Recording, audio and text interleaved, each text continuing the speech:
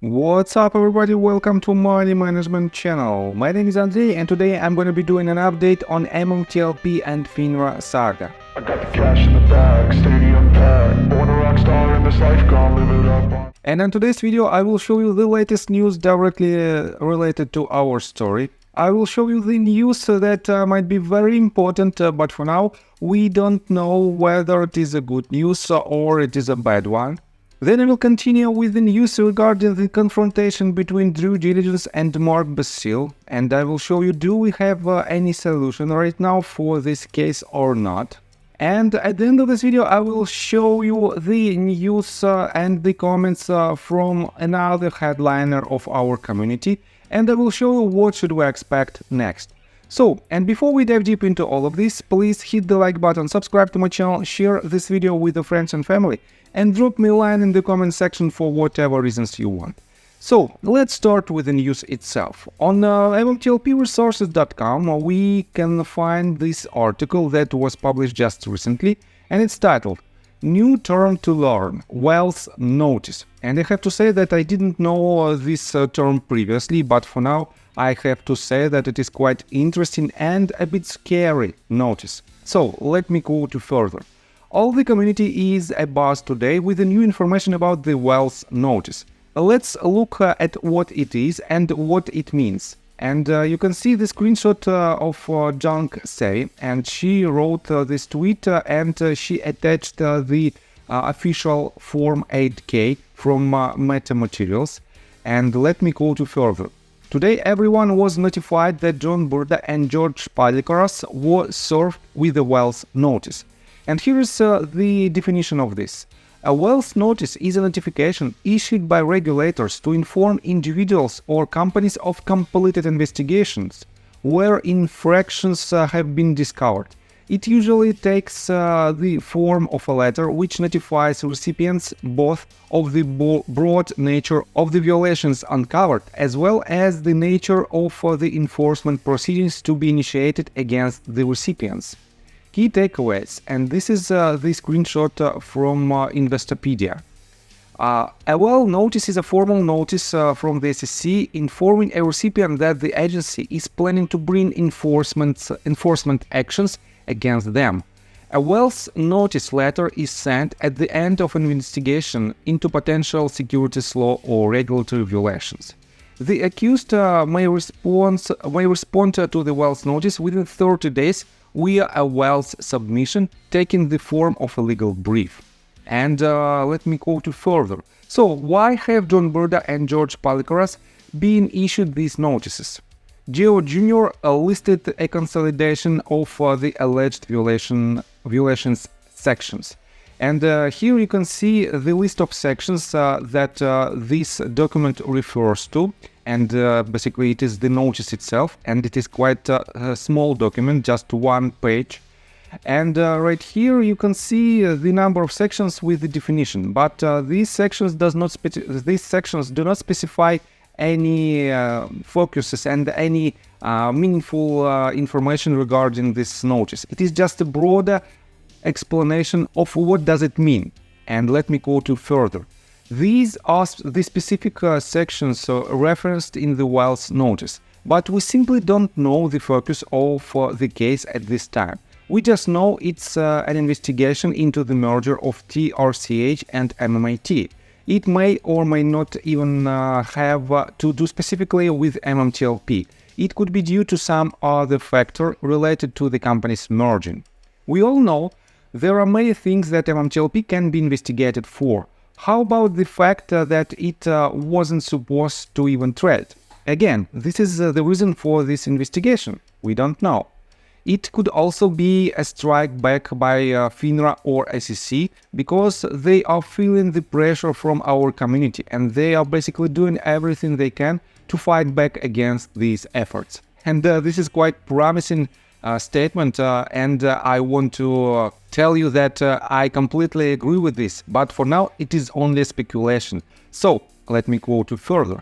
Some community members are quite happy about the wealth notice, seemingly thinking that this will give our community discovery into our case. We urge caution in this thinking because we just don't have enough information at this point. Rare DD posted a bot response below which explains this in some simple terms.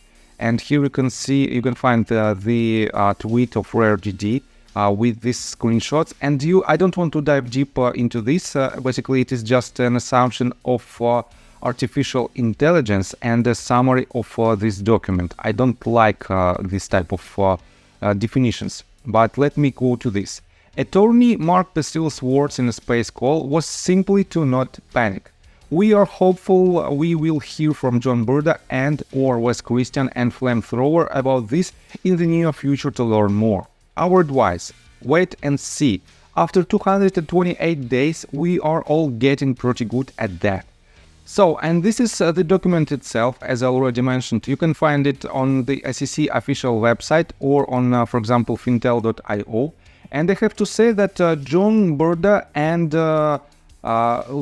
George Palikaras keep silence regarding this situation. And it is quite obvious, because it wouldn't be a very smart decision to tweet right away about this situation. And that is why we have to wait, patiently wait, because both of them have their lawyers, and I think everything that we will see in upcoming days and weeks regarding this case, regarding this well notice, will be through their official lawyers. And let me show you Richard Hoffman's tweet that he published 7 hours ago. And for those of you who don't know, Richard Hoffman is an active lawyer, and he is one of our headliners who is in the process of litigation with FINRA, and he is also in the process of arbitration with Fidelity.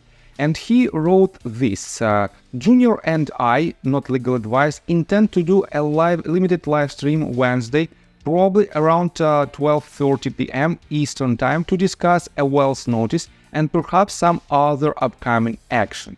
So, if you want to know more about this situation from the legal point of view, and I have to say that Richard and J.R. Ewing are very knowledgeable people, and they know what they are talking about. And I highly suggest you to follow Richard Hoffman's Twitter account, roughrow999, and his YouTube channel, Not Legal Advice, KNOT. And definitely, from his videos, we might find out some kind of new details regarding this notice. So, let me show you another quite interesting tweet that was retweeted by Meta News and that was originally published by Runner. He wrote, MMTLP, interesting on the Wells notice. SEC approved the S1s with several corrections being made. Investigation by SEC started in September of 2021.